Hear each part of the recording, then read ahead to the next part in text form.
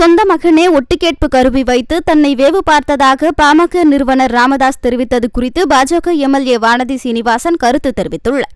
உலகத்தில் தந்தையே வேவு பார்த்த உழவு பார்த்த பிள்ளை இருக்குதான்னா இருக்குது.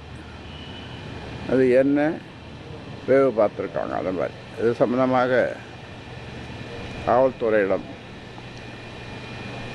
விழுப்புரம் மாவட்டம் கிளியனூர் காவல்துறையிடம் இன்ஸ்பெக்டரிடம் அவரை வரவழைத்து புகார் கொடுத்தேன். அதே போன்று சைபர் கிரைம் அந்த துறையிடமும் புகார் கொடுத்துருக்கிறேன். அந்த சிப்ஸு மோடம் அதெல்லாம் கூட காவல்துறையிடம் ஒப்படைத்திருக்கிறோம்.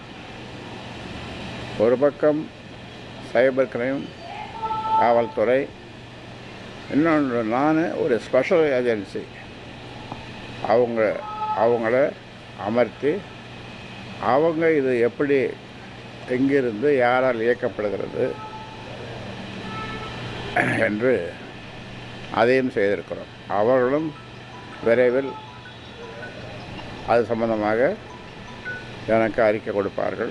இது இந்த பிரைவேட் ஏஜென்சி அப்படி என்பது காவல்துறைக்கும் சைபர் கிரைமுக்கும் உதவுவதற்காகத்தான். அது உதவியாக இருக்குமே தவிர வேறு ஒன்றும் இருக்காது.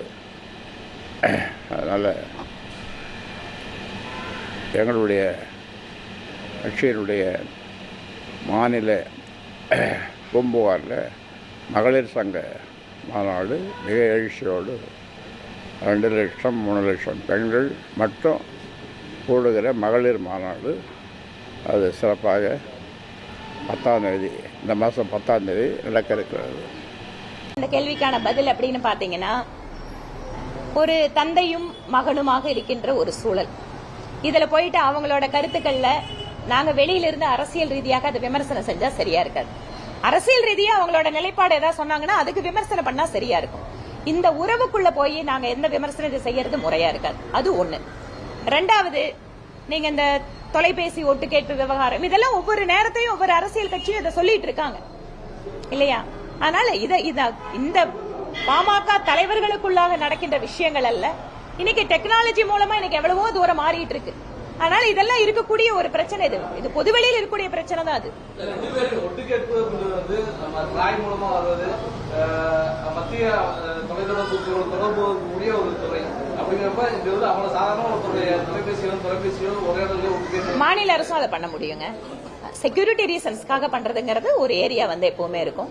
பட் மாநில அரசு சில சமயம் அதை பண்ணிட்டு இருக்காங்களே. ஆமாங்க.